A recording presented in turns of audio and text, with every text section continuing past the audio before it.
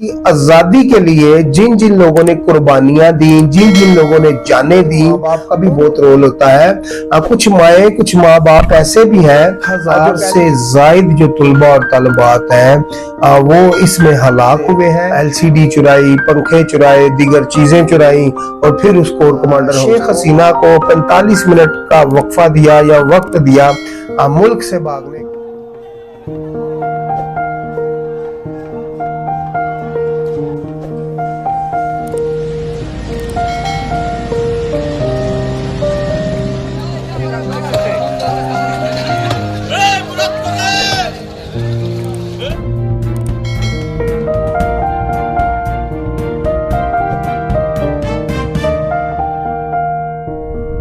तो अस्सलामुअलैकुम नाज़रीन, जेजे टीवी के प्लेटफॉर्म से मैं हूं सुल्तान और आप देख रहे हैं मेरा डिजिटल चैनल। नाज़रीन, जैसे कि आपको मालूम है कि बांग्लादेश में एक चेंजिंग आ चुकी है। थी शेख हसीना साहबा, उनको आखिर बांग्लादेश से क्यों भागना पड़ा, कौन सी ऐसी मजबूरी थी जिसकी वजह से तुलबा और तालिबात को सड़कों पे आना पड़ा और इतनी बड़ी तादाद में तुलबा और तालिबात ने अपनी जानें भी गंवाई।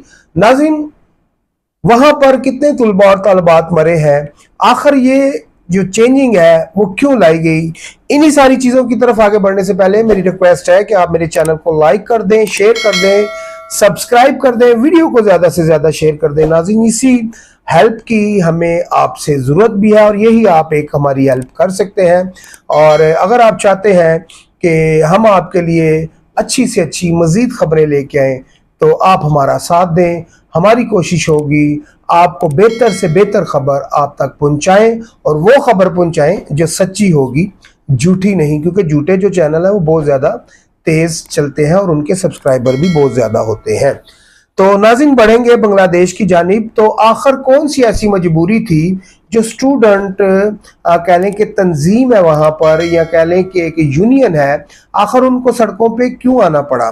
नाज़रीन, जहाँ पर मैं आपको बता दूं कि जो बांग्लादेश की कह लें कि सरकार थी, कह लें कि जो अवामी लीग थी वहाँ पर, जो शेख हसीना साहबा जिस पार्टी को लीड कर रही थी, इनके वालिद साहब ने ही ये पार्टी बनाई थी और इसी को ये लीड कर रही थी। यहाँ पर मसला ये था कि जब बांग्लादेश की आज़ादी के लिए जिन जिन लोगों ने कुर्बानियां दी, जिन जिन लोगों ने जानें दी, उन लोगों के लिए, उनकी फैमिलियों के लिए जो सरकारी सतह पे नौकरियां थी वो उनको भी मिल रही थी, आगे उनके बच्चों को भी मिल रही थी, दोतों पोतों को भी मिल रही थी। तो ये जब जो लोग मेरिट पे, जो पढ़े लिखे कह लें कि बंगाल में लोग थे, बांग्लादेश में, उनने क्या किया कि उनने फिर एका किया, फिर वो सब एक हुए। तो उनने फिर इसके खिलाफ जाने की बात की। उसकी वजह यह है कि जब कोई भी कह लें कि स्टूडेंट है या तुलबा है, तलबात है, जब वो कह लें कि पढ़ता है, अपनी पढ़ाई कंप्लीट करता है, अच्छे नंबर लाता है और कह लें कि अच्छा पैसा लगाता है। आजकल आपको मालूम है कि जो पढ़ाई है, जो तालीम है, वो भी इतनी कुछ सस्ती नहीं है जितना सस्ता इसको समझा जा रहा है।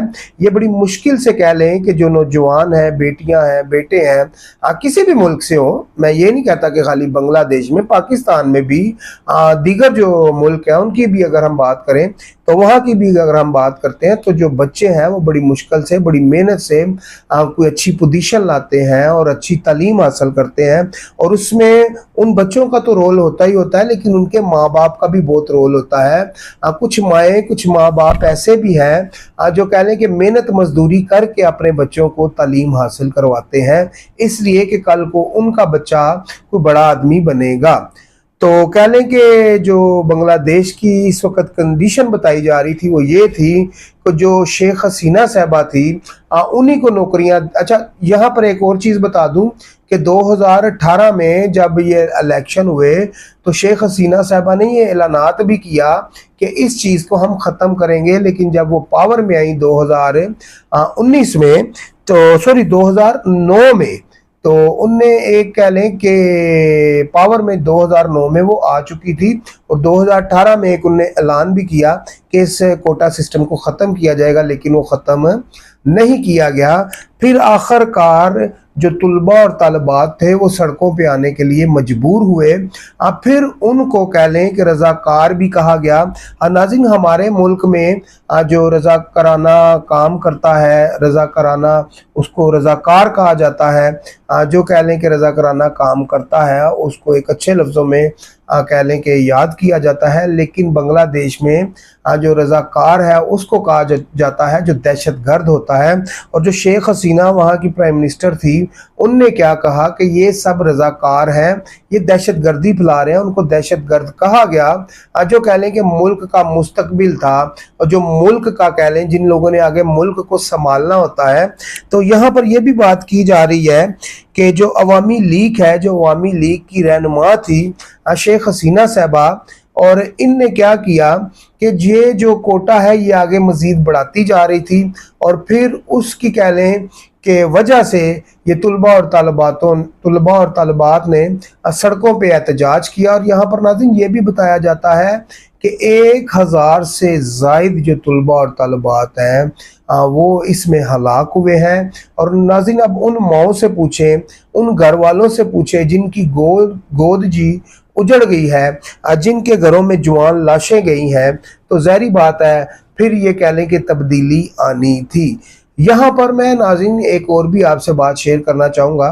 कहा यह जाता है कि जो शेख हसीना है इनको 45 मिनट का वक्त दिया गया था। वहाँ के जो आर्मी चीफ हैं उनकी जानिब से 45 मिनट दिए गए कि आप यहाँ से भाग जाएं। मुझे एक बात उनके आर्मी चीफ की ये समझ नहीं आई कि आखिर उनको भगाया क्यों गया है।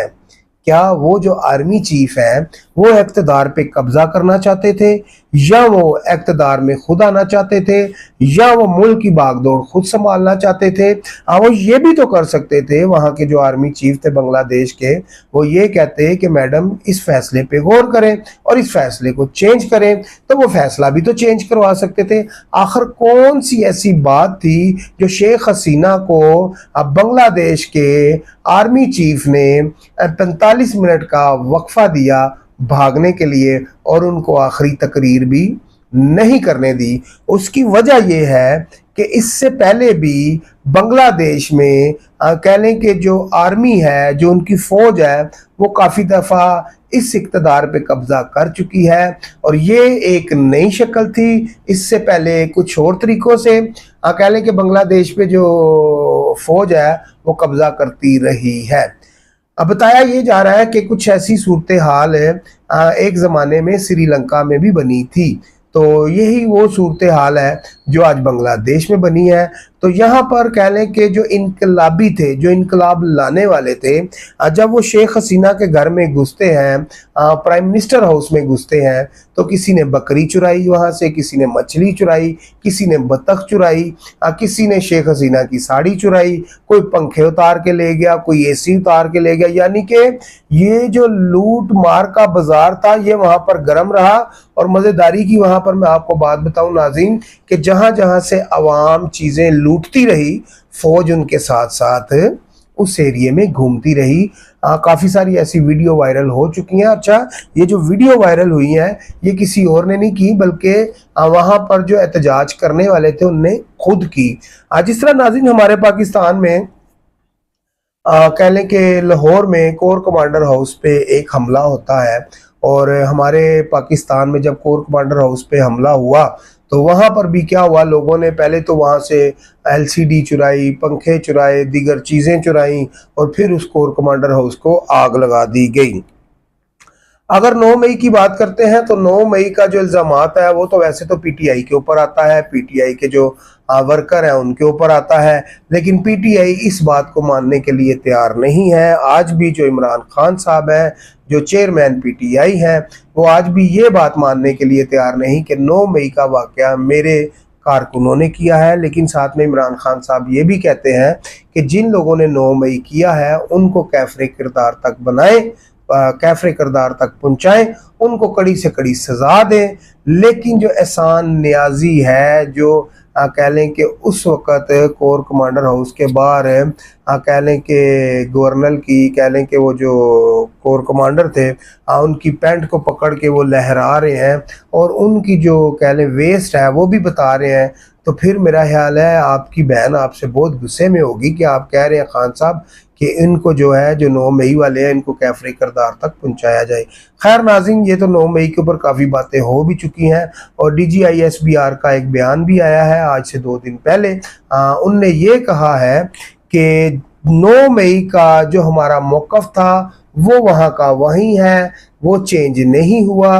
उनका ये कहना है कि जो 9 मई के अंदर मुलव्वस हैं उनको कड़ी से कड़ी सज़ा दी जाएगी, क्योंकि कुछ कह लें कि हलकों में ये भी बात की जा रही है कि फ़ौज ने कहा है कि इमरान खान साहब अगर माफ़ी मांगते हैं तो उनको रिलीफ मिलेगा। तो DGISBR ने ये कहा, कह लें कि जो आर्मी के या फ़ौज के तर्जमान हैं उनने ये कहा कि ऐसा कुछ भी नहीं होने जा रहा, कोई माफ़ी तलाफ़ी नहीं मिलेगी, इंशाल्लाह सबको सज़ाएँ मिलेंगी। तो खैर शेख हसीना साहबा की जानिब आते हैं जी। बांग्लादेश के हवाले से 1000 से वहाँ ज़ायद लोग मर गए हैं जनाब। 2009 से हुकूमत करने वाली अवामी लीग जो है वो 15 साल के बाद उसको हटा दिया गया है और अब जो है कि वहाँ पर ये कहा जा रहा है, जिससे आर्मी चीफ ने शेख हसीना को 45 मिनट का वक्फा दिया या वक्त दिया, मुल्क से भागने का, हेलीकॉप्टर प्रोवाइड किया, सिक्योरिटी प्रोवाइड की, उनको भगाया गया, वहाँ से 45 मिनट का वक्त दिया गया, वहाँ से कर्फ्यू भी उठा लिया गया है। अब ये कहा जा रहा है कि वहाँ पर निगरान सेटअप बनाया जाएगा, लेकिन जो यहाँ पर मसला बना है अब बांग्लादेश के जो आर्मी चीफ हैं उनके लिए वो ये है कि जो स्टूडेंट तंजीम है उनने कहा जनाब जैसे आप निगरान सेटअप बनाएंगे वो हमें कबूल नहीं है, हमारे साथ मुशावरत करें, हमारे साथ बैठे, हम आपको बताएंगे कि ये कैसे बनाना है। अब मैं आपको बताऊं, अब आपको समझ आई है कि जो आर्मी चीफ था उसने गेम तो बड़ी ज़बरदस्त खेली, लेकिन यहाँ पर ये है कि जिन लोगों ने अपनी जानें गंवाई हैं, जो लोग सड़कों पे आए हैं, जिनने ये कह लें कि बांग्लादेश की कह लें कि जो रजीम चेंज किया है, अपनी जानों की कुर्बानी दी है, वो ये कहते हैं कि जो सेटअप होगा वो हमारी मर्जी से और हमारे तरीके से बनेगा। नाज़रीन, जो कह लें कि इंडिया से एक और भी खबर आ रही है और वीडियो भी काफ़ी सारी वायरल हो रही है, मैंने भी खुद देखी है, वो ये है कि अब बांग्लादेश में जो हिंदू लोग हैं उनके ऊपर कह लें कि जो बांग्लादेश के अवाम है, जो बंगाली हैं, उनने उनके ऊपर जुल्म करना शुरू कर दिया है। किन के ऊपर? इंडिया के ऊपर, यानी कि हिंदुओं के ऊपर। जो हिंदू मज़हब है उन लोगों के ऊपर जुल्म होना शुरू हो गया है और वो मोदी जी को पुकार रही हैं। उसकी वजह ये है कि ये लोग ये समझते हैं, जो बांग्लादेश के लोग हैं वो ये समझते हैं कि जो शेख हसीना साहबा थी ना, ये इंडिया की जसूस थी, इंडिया के लिए काम करती थी, इंडिया के झंडे के ऊपर काम करती थी। क्योंकि जो इंडिया में अक्सरियत है वो है हिंदू मज़हब की, और जो अब वहाँ पर हिंदू है बांग्लादेश में, उनके ऊपर इसलिए जुल्म सितम हो रहा है कि इन लोगों ने जो हिंदू हैं इनको भी इंडिया भेजा जाए यहाँ पर जुल्म सितम करके, लेकिन वो कहते हैं कि हम बांग्लादेशी हैं। तो ये नाज़रीन अब कह लें कि काफ़ी सारी ऐसी खबरें बनी भी हुई हैं और काफ़ी सारे ऐसे मसले मसाइल सामने आ भी रहे हैं। अब देखना ये है कि ये ऊँट किस करवट बैठता है, लेकिन पाकिस्तान की जो इस वक्त सियासत है उसको खुदारा इसके साथ ना जोड़ा जाए। कोशिश करें, दुआ करें कि अल्लाह ताला पाकिस्तान को अपनी हिफ्ज़ मान और अपनी पनाह में रखे और इसको बेहतरी की तरफ लेके जाए। जो सियासतदान जो कह लें जो पार्टी के वर्कर हैं, वोटर हैं, सपोर्टर हैं, चाहे वो नून लीग से हैं, चाहे वो PTI से हैं, किसी भी जमात से हैं, तो खुदारा मेरी रिक्वेस्ट है कि आप अपने पाकिस्तान की सियासत को उसके साथ ना जोड़ें, क्योंकि वहाँ पर जो इनकलाब लेके आए हैं वो स्टूडेंट थे, कोई सियासी जमातें नहीं थी। इसी के साथ अपने भाई सुल्तान को इजाज़त दीजिए, मिलते हैं अगली वीडियो में। अल्लाह।